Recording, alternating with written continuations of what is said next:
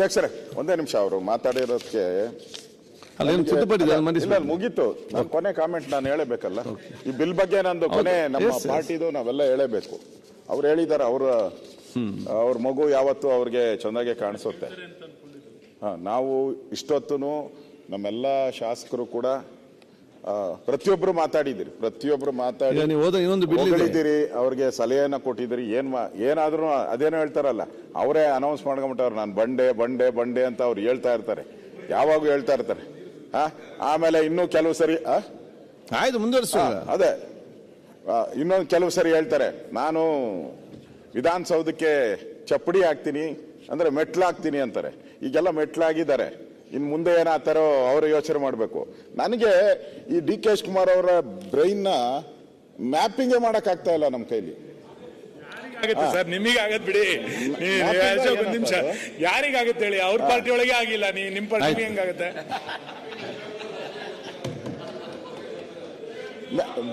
Brain ಅಲ್ಲ, ಒಂದೇ ನಿಮಿಷ, ಬ್ರೈನ್ ಮ್ಯಾಪಿಂಗ್ ಮಾಡಕ್ ಆಗ್ತಾ ಇಲ್ಲ ನನಗೆ.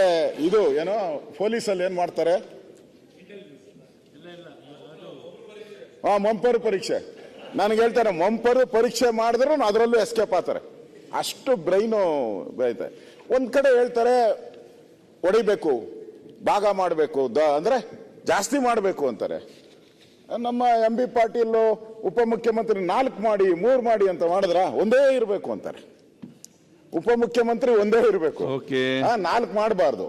ಬೆಂಗಳೂರು ಮಾತ್ರ 4 ಭಾಗ ಆಗ್ಬೇಕು, 7 ಭಾಗ ಮಾಡಬೇಕು.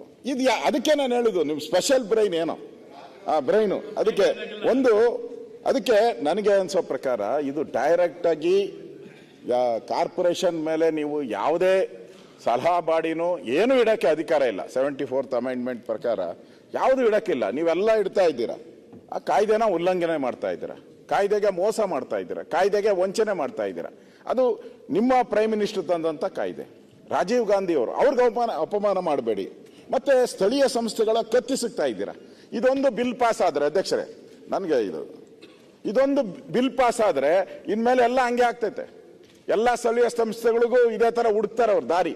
ಇವ್ರು ದಾರಿ ಮಾಡಿಕೊಟ್ಟಿರೋದ್ರಿಂದ ಎಲ್ಲ ಸ್ಥಳೀಯ ಸಂಸ್ಥೆಗಳು ಅಲ್ಲಿರೋರು ಹುಡುಕ್ತಾರೆ, ಯಾರಾದ್ರೂ ಪವರ್ಫುಲ್.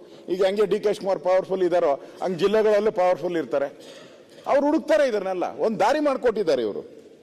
ಮತ್ತೆ ಡಿ ಕೆ ಶಿವಕುಮಾರ್ ಅವರು ಹೇಳಿದ್ರು, ಬೆಂಗಳೂರು ಹೃದಯ ಇದ್ದಂಗೆ ಅಂತ ಹೇಳಿ. ಇವತ್ತು ಹೃದಯನ ಛಿದ್ರ ಮಾಡಾಕ್ಬಿಟ್ರಿ, ಒಡೆದು ಛಿದ್ರ ಮಾಡಾಕಿದ್ದೀರಾ ನೀವು.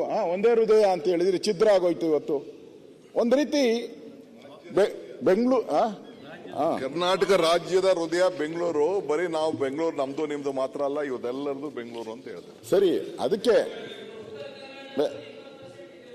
ಆ ರಾಜ್ಯದ ಹೃದಯನೇ ಹೊಡೆದಾಕ್ಬಿಟ್ರಲ್ಲ ಇವತ್ತು. ಭಾಗ ಮಾಡಿ ಯಾರು ಮಾಡಕ್ ಪ್ರಯತ್ನ ಮಾಡಿರಲ್ಲ. ಅದಕ್ಕೆ ಮತ್ತೊಂದ್ಸರಿ ಯೋಚನೆ ಮಾಡಿ, ಬೆಂಗಳೂರನ್ನ ಒಡೆದಂತ ಕೆಟ್ಟ ಹೆಸರು ಡಿ ಕೆ ಶಿವಕುಮಾರ್ ಬರಬಾರ್ದು ಅಂತ ನಾವೆಲ್ಲರೂ ಮಾತಾಡ್ತಾ ಇರೋದು. ನೀವು ಕೆಂಪೇಗೌಡರ ಹೆಸರು, ನಿಮ್ ತಂದೆ ಹೆಸರು ಕೆಂಪೇಗೌಡರು ಇಟ್ಕೊಂಡಿದ್ದಾರೆ.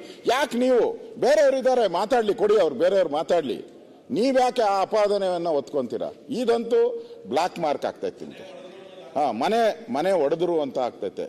ಮುಂದೆ ಯಾವ್ದಾದ್ರು ನಾವು ಸಭೆಗಳಿಗೆ ಹೋದಾಗ, ನೀವು ಹೋದಾಗ ಇದು ವಿಷಯ ಆಗ್ಬಾರ್ದು, ಡಿ ಕೆ ಶಿವಕುಮಾರ್ಗೆ ಬ್ಲಾಕ್ ಮಾರ್ಕ್ ಆಗ್ಬಾರ್ದು ಅನ್ನೋದು ಉದ್ದೇಶದಿಂದ ನಾವು ಹೇಳಿದಿರಿ. ದಯವಿಟ್ಟು ಇವತ್ತು ಬೆಂಗಳೂರು ಈ ಬಿಲ್ ಪಾಸ್ ಆದ್ರೆ ಬೆಂಗಳೂರಿನ ಜನ ಶಾಪ ಆಗ್ತಾರೆ. ದಯವಿಟ್ಟು ಅವಕಾಶ ಕೊಡಬೇಡಿ, ನಾವು ಇದಕ್ಕೆ ವಿರೋಧ ಮಾಡ್ತೀರಿ ಅನ್ನೋ ಮಾತನ್ನು ಹೇಳ್ತಾ ಇದ್ದೀರಿ.